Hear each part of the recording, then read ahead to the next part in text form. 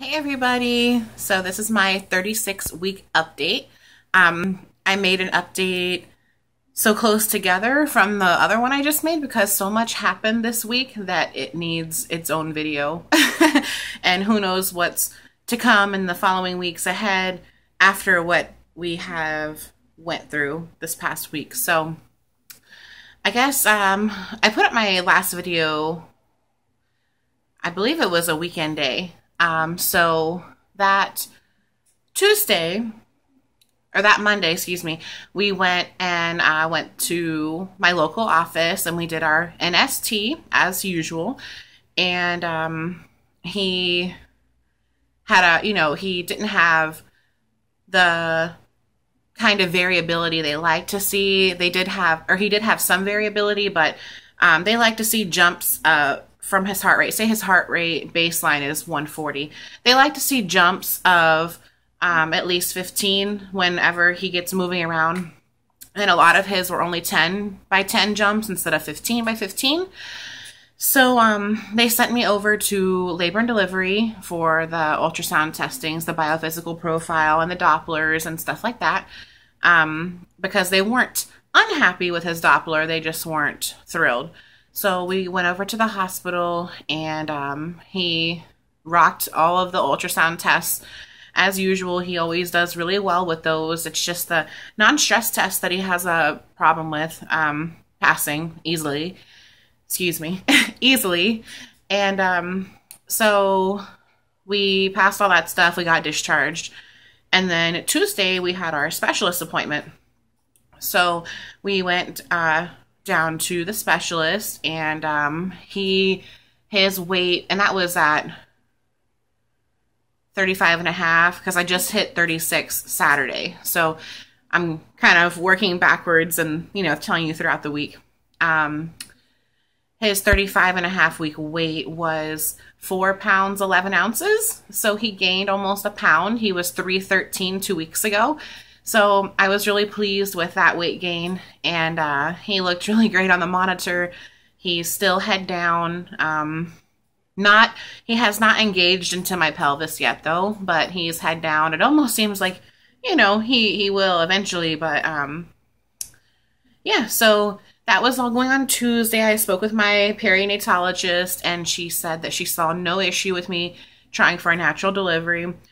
She said that next following Monday, whenever my local office, they do a pelvic exam, strep B swab, and they check you to see how your cervix is looking.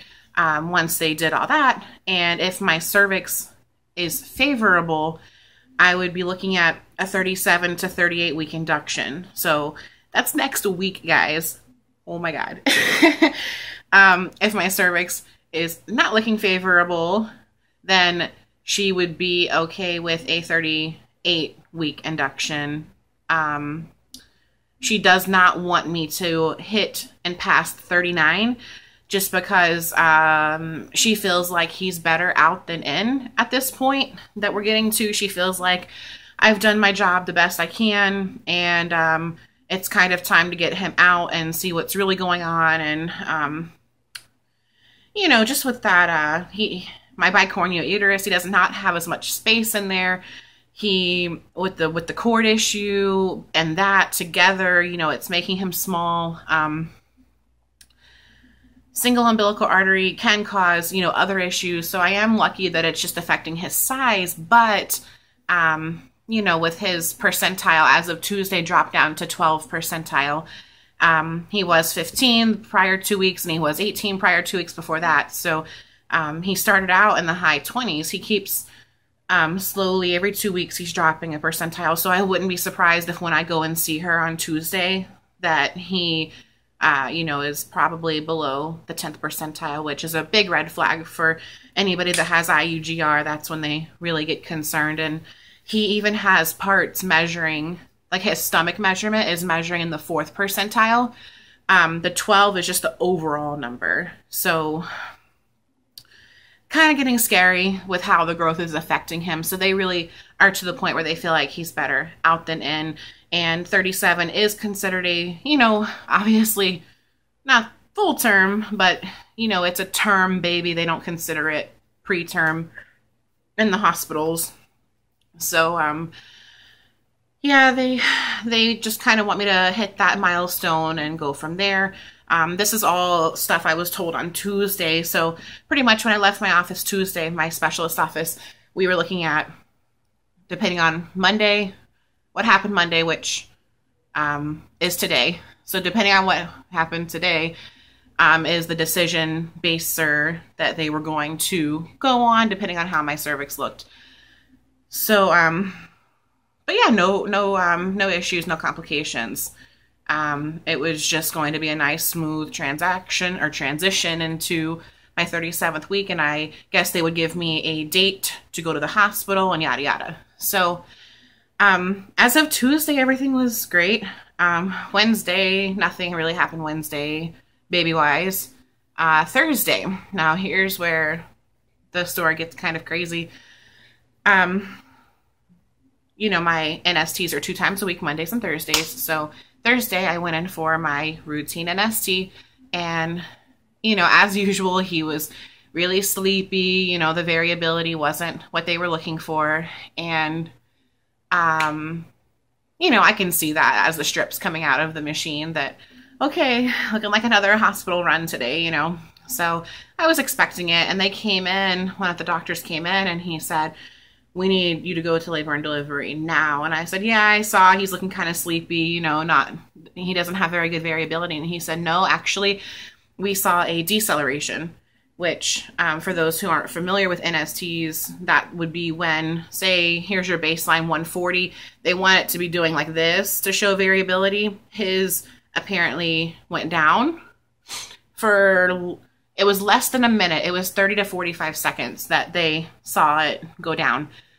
I asked him, are you sure it wasn't from me moving, or it caught, you know, my heartbeat, you know, on accident? As, you know, because you have these, it's just those straps on your stomach. You can easily, I feel like you can easily catch the wrong heartbeat, you know, if you move the wrong way. And they have you in those chairs so long that you do have to adjust a few times. And he said that he was pretty sure that it was not me, that it was the baby. So he was taking full precaution. There's a fly, I think. Anyway, so we went over there a little more scared than usual because, you know, we had never seen a deceleration before. That was first. So I noticed as soon as I got to labor and delivery, they acted differently. They had me, normally I leave on my normal clothes and they just do the testing. I pull my shirt up. They had me change into a gown.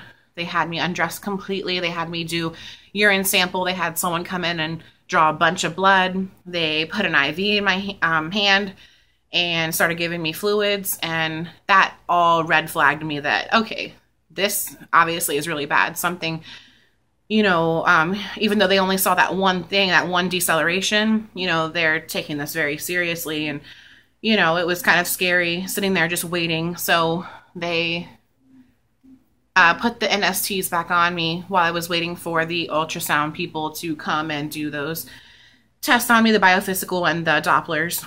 And while I was in there, the NSTs, you know, I didn't see any declines. I was looking for those this time, but I, you know, still, he seemed just kind of sleepy or whatever. Not great variability.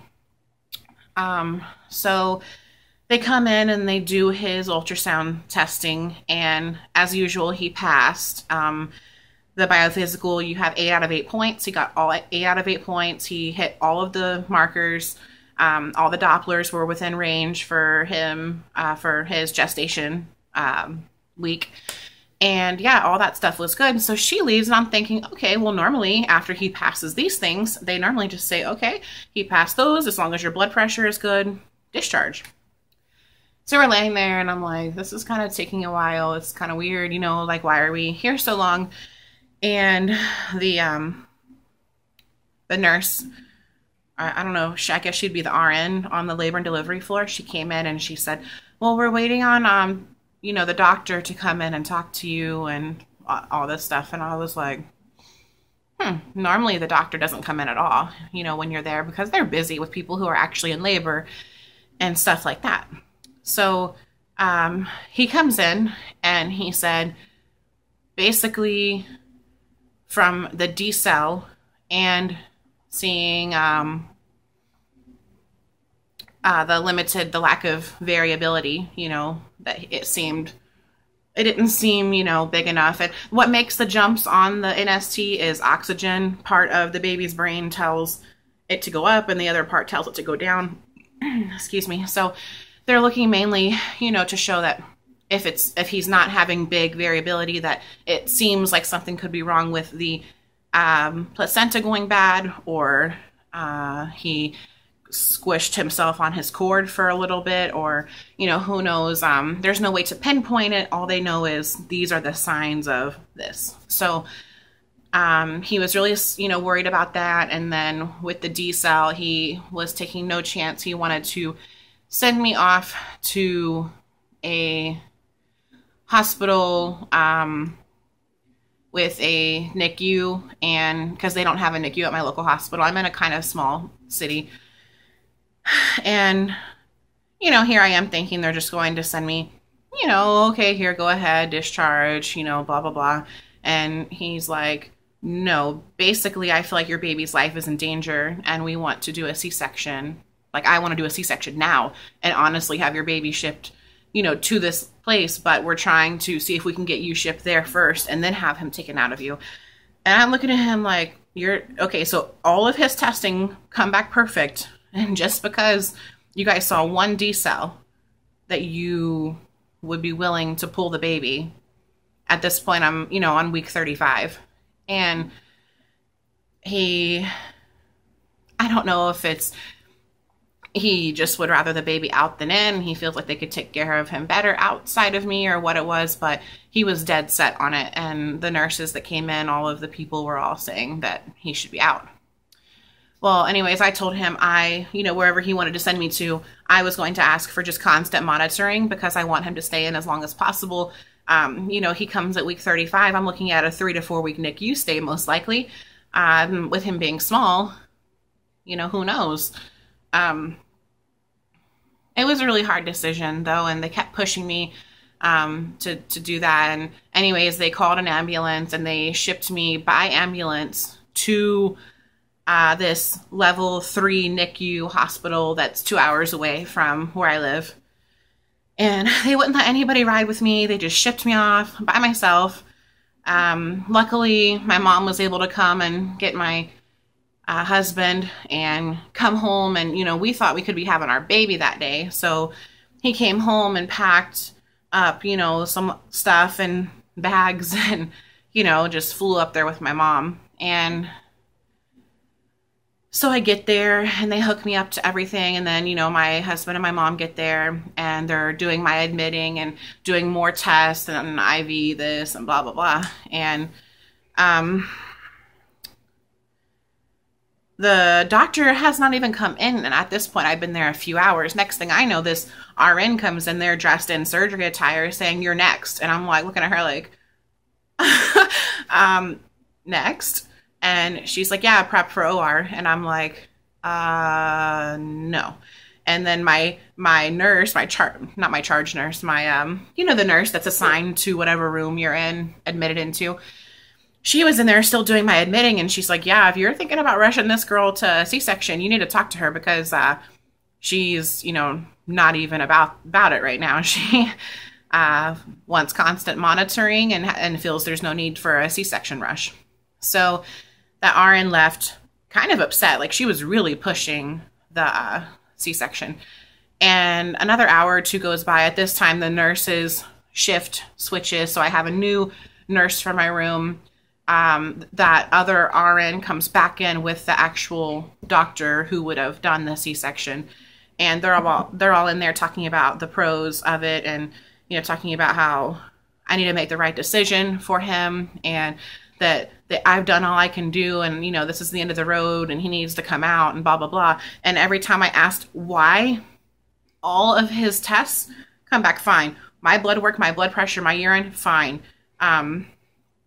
It was literally from the one decel from the Vero Beach office. They never, like, they never saw anything else on there. And I'm like, you're going to pull him out of me instead of looking to see if there's an actual problem or if that was just one freak thing that they caught, you know, on an ST from me moving or from who knows what. You know, those machines are just, like I said, they're just stuck on your stomach. They move around all the time. You adjust. They move constantly. And, yeah, I had to fight off. I can't even tell you how many people that all they wanted to do was cut me open and pull him out. And it was terrifying. You know, I was up there with my husband. I mean, just imagine like you're there. All of these people are telling you one thing, but you have this gut feeling deep down that that's not the right decision. That, you know, if they can't show you things that are actually wrong, there's no reason to be rushed into an emergency C-section. Not only did I not want him to come this early, but of course I wanted to try for natural. He was showing no signs that he couldn't handle an induction. You know, I have this whole plan I just got 2 days before from my perinatologist about going to my 37th to 38th week. Anyways, yeah, I wasn't about it. And I had to fight them off that whole night. The next day, there was a perinatologist who does not, she works, I think they're like colleagues. They kind of work together. They, you know, are able to talk amongst each other, but my actual perinatologist can't come to the hospital. 1 second.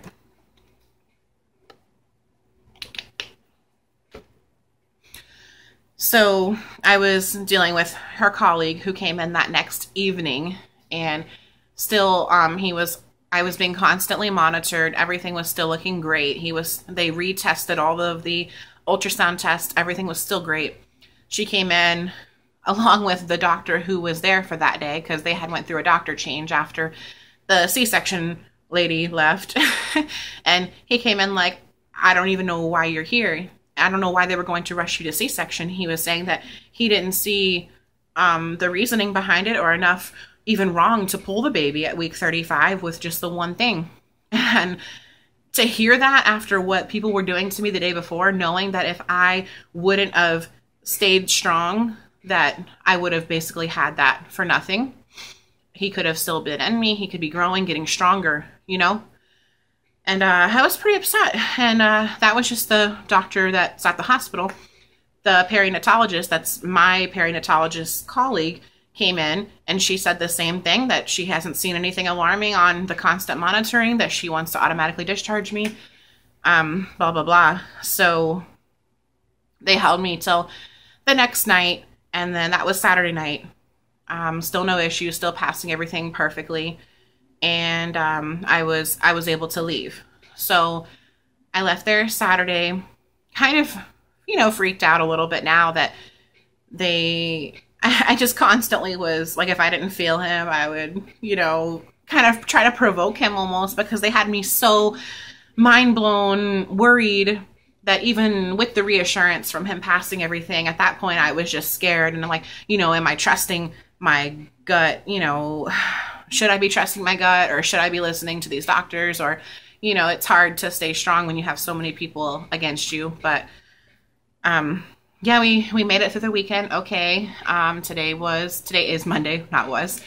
And we went to my local office for my routine Monday stuff. This was my 36-week appointment. So that means all the fun stuff, the Strep B swab up your butt and all that madness. So kind of nervous about that. I was nervous also about being checked because I hear it's painful. First off, let me say that everybody is different. Everybody's tolerance is different. Everybody's everything is different. And don't psych yourself out about it if you're about to go in for this testing, because I kind of did, and I researched it, and I had let people kind of, you know, I was like I braced myself because I thought it was going to be painful. And honestly, a pap smear is way worse, like, than being checked, being swabbed, all of this stuff. But yeah, they did my pelvic exam. They just put a speculum in. They do a few different swabs. They do the Strep B swab is the one that goes from your vaginal hole opening down to your anal opening. And then they kind of like go up in there a little bit. So yeah, that was kind of weird. But nothing painful. So then she pulls that out, and then she goes in to check me. And I mean, no, it's not the most comfortable thing. Obviously, having somebody's hand jammed up your vagina isn't the best, but it was not painful. So don't let people scare you by using the word painful. You know, you kind of have to go in there and see how it is for yourself. But for me, it was just slightly uncomfortable, nowhere near the amount of uncomfortable as a pap smear. So if that gives you a little insight, if you're a first time mom about to have your first check soon. But so that all went well. I am at 1 centimeter dilated, 50% effaced, and I'm still at -2 station, which means that he, you know, is high. He's head down, but he's high. He hasn't dropped down into the pelvis yet, which I already told you guys.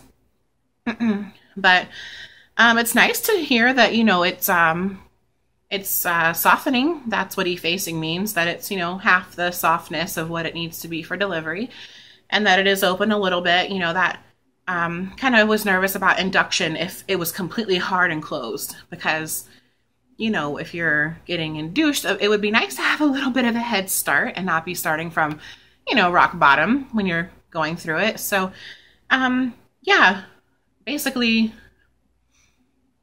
that was all pretty good news. We did the NST. He showed no D cells, nothing negative, but again, with the variability, they wanted to see more jumps of 15 beats per minute.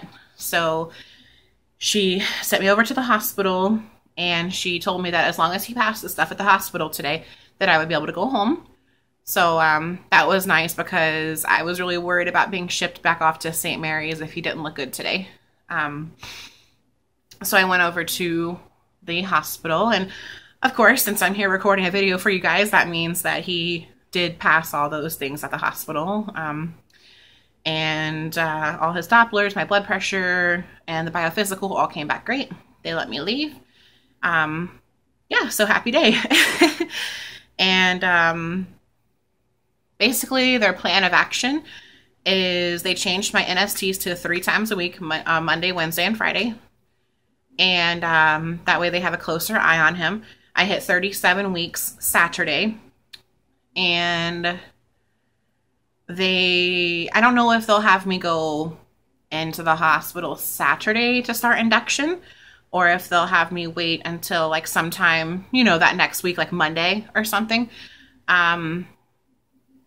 But yeah, it's looking like a 37 to 38 week induction. So you guys, it's going to be soon. I'm going to have my baby and finally get to see him in person. And you guys know all the crap they've been telling me, you know, through ultrasound, that they think of him. You know, they've given us chromosomal issues scare.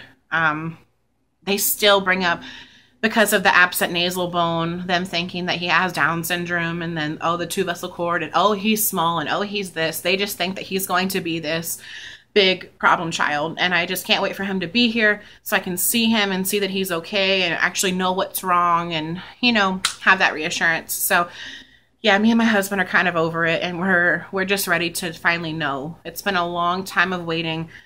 We knew that was the one downfall of refusing the amnio months and months and months ago, but we just never could pull ourselves to agree to the amnio with the miscarriage risk and how hard it was to conceive this baby. And we just kept saying that, you know, if he obviously wants to be here. He's fought, he's stayed strong through all of the stuff they've thrown at him.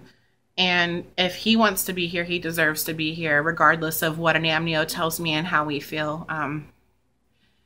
I just, you know, he's my little trooper. So, yeah, we're excited to see everything and know for a fact on everything. And let me tell you, we have this feeling that they might have been wrong about some things. And if they were, I will be letting them know after he's here. You know, thank you for stressing me out my whole pregnancy. Thank you for ruining the experience. That, you know, this could be my only child, and this whole time you guys have done nothing but stress me out and drive me crazy over things that, you know, now that he's here and he's fine, You know what I mean? Which I can't say that yet, but we just have a gut feeling that something like that is going to happen and that they've done all of this stuff to us for no reason. I mean, I can't tell you how many stories I've read online about them stressing people out, making them go crazy. Even people I've met in person telling me that they do this to them too, and their baby is fine. You know, these doctors aren't God. They aren't, you know, they don't have the capability to sit there and tell you your child is going to be blank, you know, whether it be whichever way. You know, they aren't in charge as much as their big inflated ego heads would like them to think they are. They aren't. And yeah, just, you know, we're ready to know. So I'll try to, once I see them Friday, they should give me some sort of more solid plan, like a set date or something like that. I'm going to try to make a 37-week video on Saturday, whether I be in the hospital or here waiting for my induction date next week, whether it be Monday or whatever day. That way you guys know what's going on, and all this stuff is happening so fast. And fingers crossed, please pray for us that we make it to 37 weeks and that the rest of all these tests this week go okay. Because we really want little man to, you know, continue cooking for a little while longer. And we really want to try for induction and avoid a C-section, you know, especially with it being my first. You know, if you have a C-section and then you have another one, it's really hard to get a VBAC, so, which is a vaginal birth after cesarean. So yeah, we just really want the natural experience and that moment of him, you know, me pushing him into the world and seeing him for the first time that way. We want it, you know, the natural way. So we'll see what we get. Either way, he has to come out one way or another. And if at that point he had to come out the other way due to other risks, then so be it. But yeah, we're gonna try our best here. And like I said, I will try to update you guys, do a week 37 video before everything before everything goes crazy next week. Oh, my hair is just going nuts today. Yeah, so if you guys have any questions for me, feel free to drop them below. And yeah, anybody else who has a similar situation, please let me know. I love hearing success stories, and even people who haven't finished their pregnancy yet and they're going through all of this, you know, and they're getting diagnoses like similar to the ones I've received. And definitely talk to me. So, all right, you guys, that was a really long video. I'm sorry, it was a lot to tell you. But anyways, stay tuned for next weekend's update. All right, talk to you later. Bye.